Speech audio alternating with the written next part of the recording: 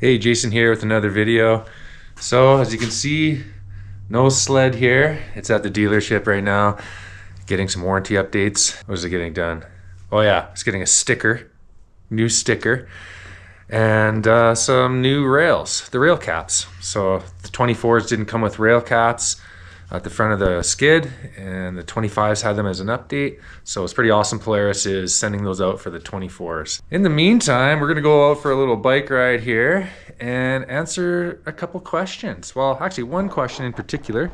Hey Jason, Chad here from North Dakota. Love the 9R videos. I got a 24 9R and I'm thinking about upgrading the shocks. Just curious if you have any good settings for the Walker Evans shocks on the Khaos. He's looking for spring lengths, clicker positions, all mountain riding conditions. Thanks. Well, let's go for a spin and talk about it. Go for a little spin here before the snow arrives. Be a shorter ride. I forgot to charge my bike. So yeah, Chad, on my 24 Khaos, the first few rides on it, I noticed it really wheelied a lot, and it's all dependent on snow conditions and traction. But I like that, so I basically just left it where it was at. It's set up pretty soft, but at the same time, I haven't really got it to bottom out. Those velocity shocks with the high-low compression and rebound adjustments, they're pretty awesome set of shocks. But yeah, pretty happy with them. In the past, especially if you just bought a base model Pro RMK, it came with the Walker Evans monotubes, and they were set up to be, you know, really lightweight option, very soft valving. And so if you're a heavier rider and you're packing lots of gear, they will bottom out on the trail. So what I found I would do is kind of crank up the preload just to keep them from bottoming. But yeah, definitely not like a high performance shock for bombing down the trail or anything.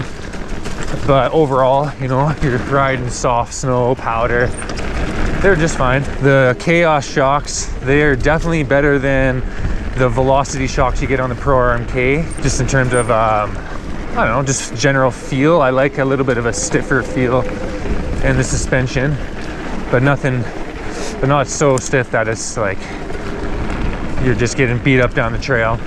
I do like playing with the suspension settings. So in the springtime, I want a little less ski pressure, just so you're not getting as worn out, like tired, trying to turn the bars left and right.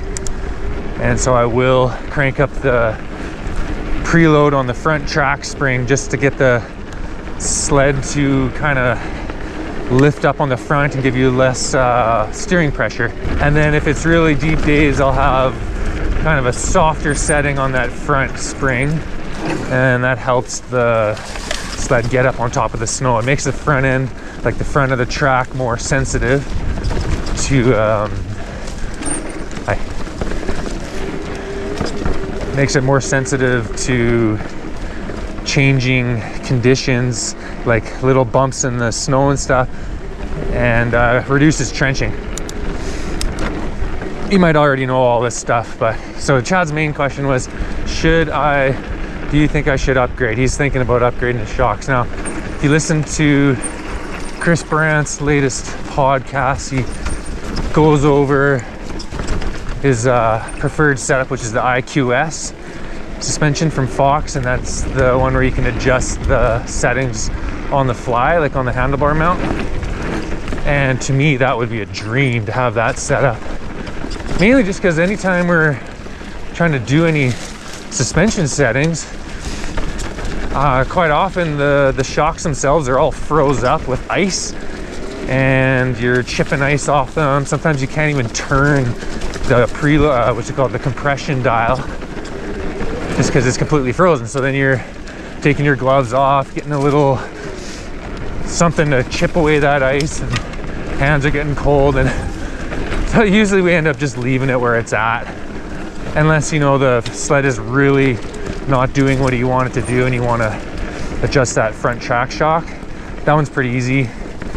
At the same time, I don't really like turning the spring out on the hillside, because if there's any dirt on those threads, I've had that jam nut or the preload adjuster nut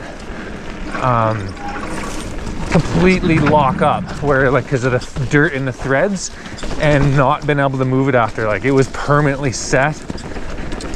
You know, tried heating it and putting WD-40 in there and stuff, and one time on one of my shocks with that dirt in the threads just from the road grime, I was not able to move that anymore. So that's where the air shocks are sweet, right? You just add a little bit of air to them and you're good to go.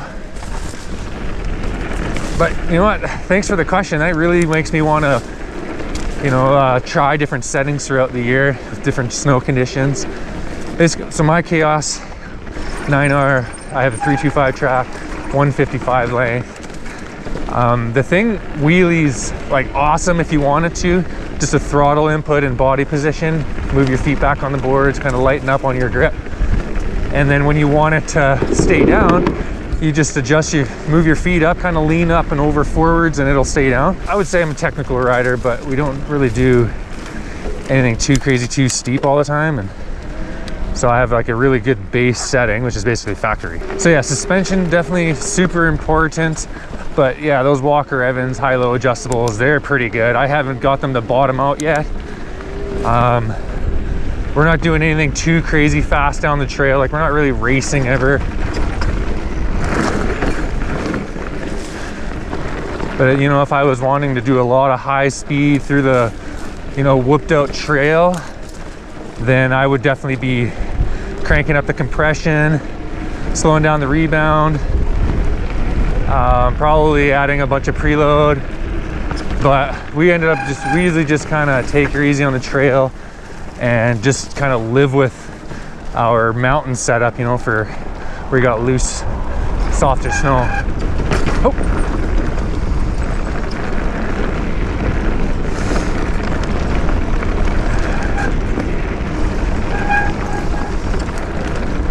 Yeah, I'll have to write down what my settings are right now. Maybe I'll put those in the description. And then sometime this winter, I'll experiment with a couple other settings. I think it's almost 2 or 3 years ago, Brett Turcotte put out a video where he was just adjusting the compression and rebound settings on his Khaos, not really even touching the spring, and was able to get some different results just in terms of like wheeling versus keeping the front end down if you're trying to, you know, get up a steep hill, softer snow without it trenching too bad. And since I watched that video, I've been wanting to try that.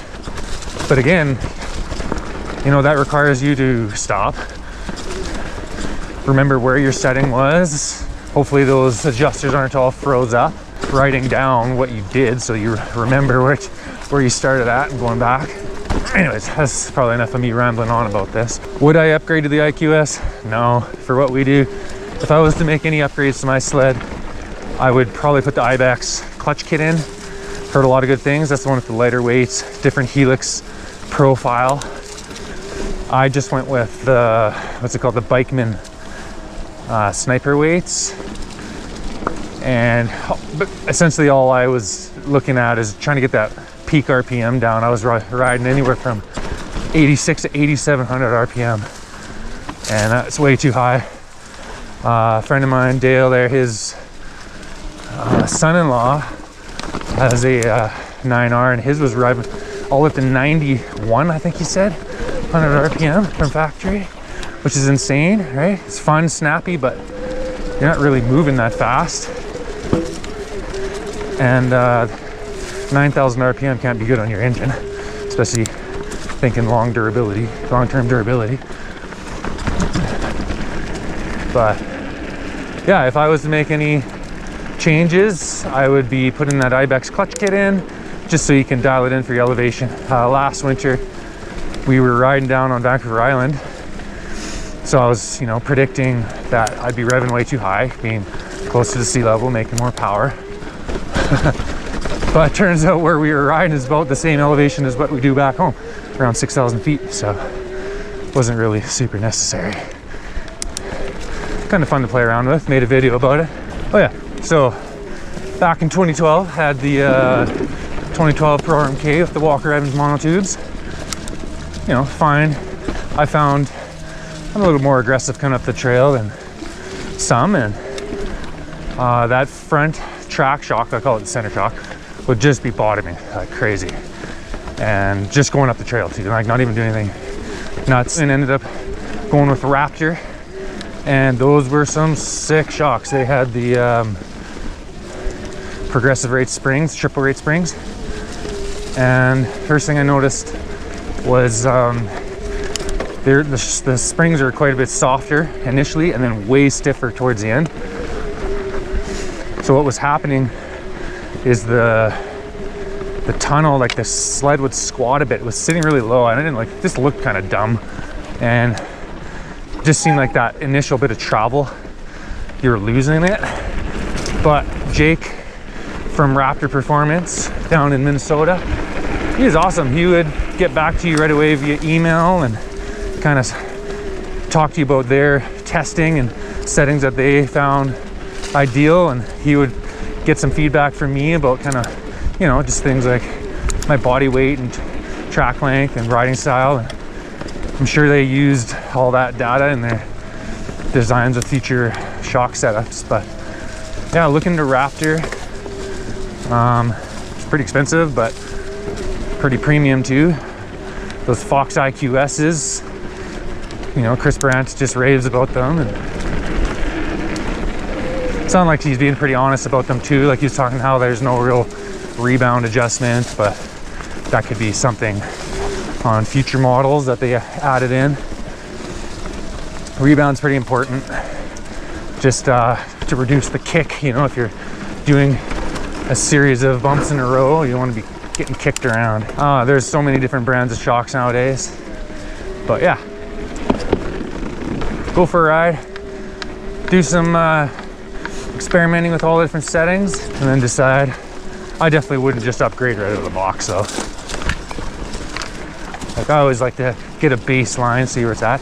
At the same time, you could probably get decent money for those shocks. Somebody that bought like a in-season model and want an upgrade, sell those, put that money towards the new ones. Another option too is, instead of just upgrading, take those shocks, and Carl Cycle can do a valve adjustment for you, a valve upgrade. That's what like Keith Curtis does on his race sleds, right? He probably does it with his own, just his backcountry sleds too. And he's talked about how big of an upgrade that is, just revalving them. You got to ship them away though.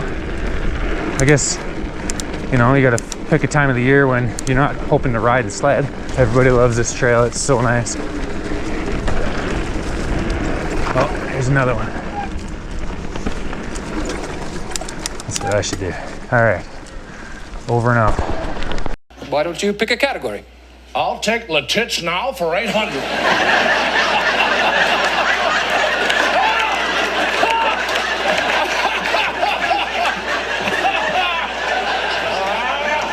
That's let it snow. No, it's not. It's a French expression. Bonjour, mademoiselle. I'd like to see le tits now.